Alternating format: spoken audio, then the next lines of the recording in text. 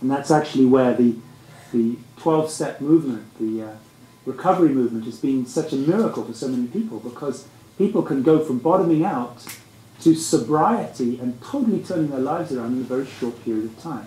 Because you need to bottom out to break the denial, to be able to see what was happening, and in seeing a pattern, you are free of the pattern.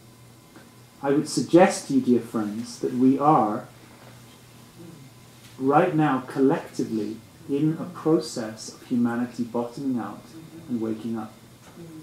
The good news is that we don't have to go down, down, down, down, down, down, down, bottom out, and then go up, up, up, up, up, up, up. No, we can together go down, down, down, down, down, hit bottom, and rapidly move into a higher state of integration.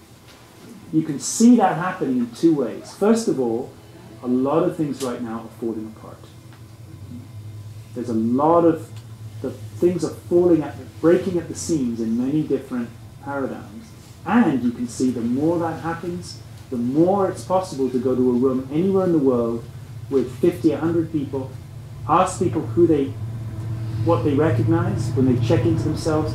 Everybody's discovering infinity these days.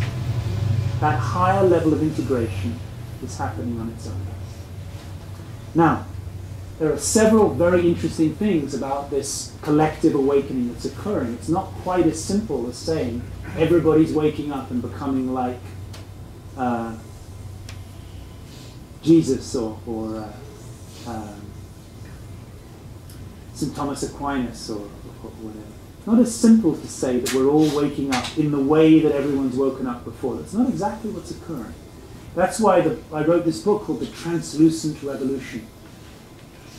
I use the word translucent because a translucent object means an object which is neither...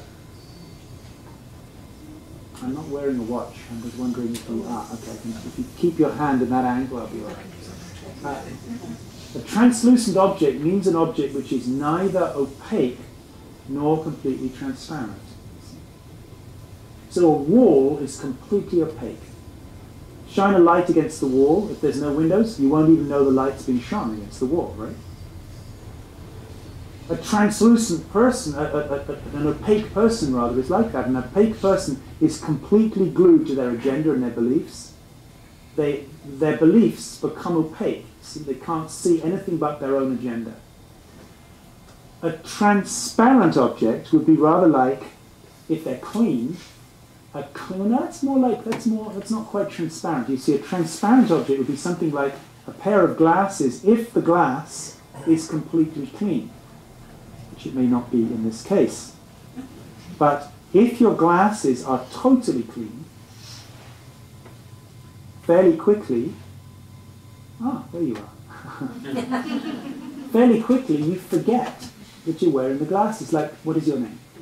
Laurie. For the last hour and 15 minutes, have you been permanently aware that you're wearing glasses? No. You just saw me and you forgot about the glasses because they are transparent, you see. Yeah? See that?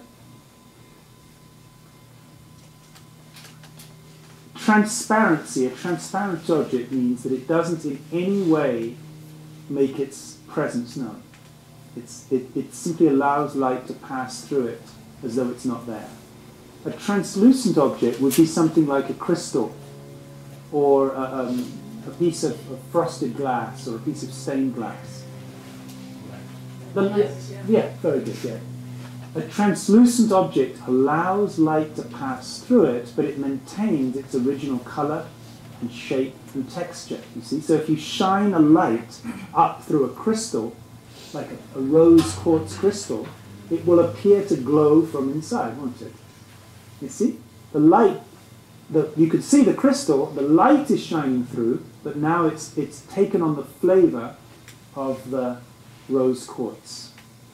A translucent object appears to glow from within when you shine a light on it, and a translucent person also appears to glow from within when they have been lit up by the realization of who they really are. See? Translucence is not like the word enlightenment. Enlightenment suggests a fixed state. You know, it's like you meditate, You're on a path, you meditate, bam! And then you're enlightened and spend the rest of your life like this.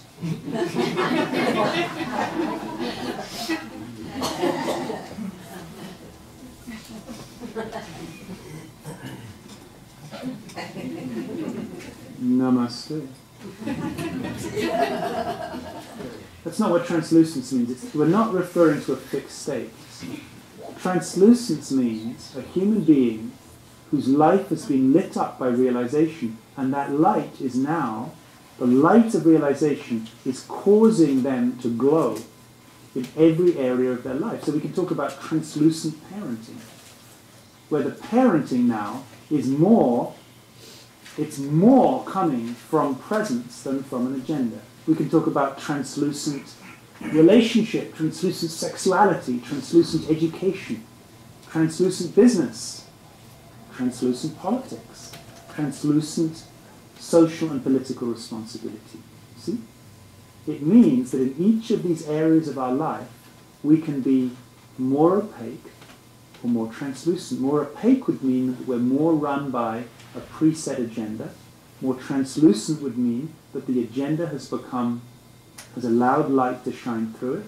And although we retain a personality, although we retain preferences and we still vote a certain way and have our favorite Ben and Jerry's flavor and all that, although we still retain the appearance of a person, now that separate person, that separate identity, is lit up through the realization of oneness. Does this make sense? Yes. So translucence is a relative term. It's relative in many ways. First of all, you could be really translucent on Monday and quite opaque on a Tuesday. And then really more translucent again Wednesday, Thursday, Friday, but Saturday. The other thing is you could be really translucent in some areas of your life and not others. For example, most people have at least one area of their life where they are completely translucent.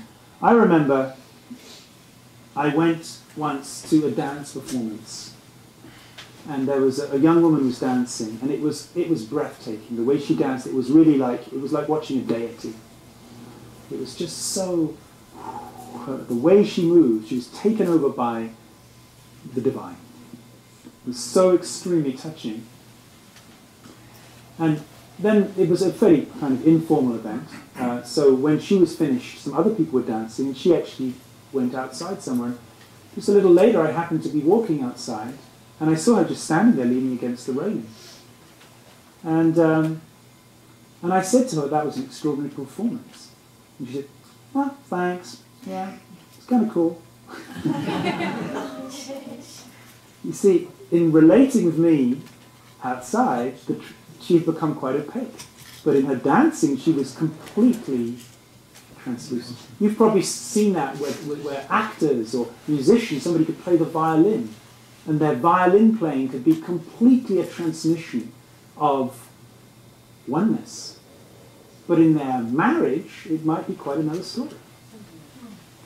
How many of you tonight are aware of at least one area in your life where you completely shine and something else takes you over?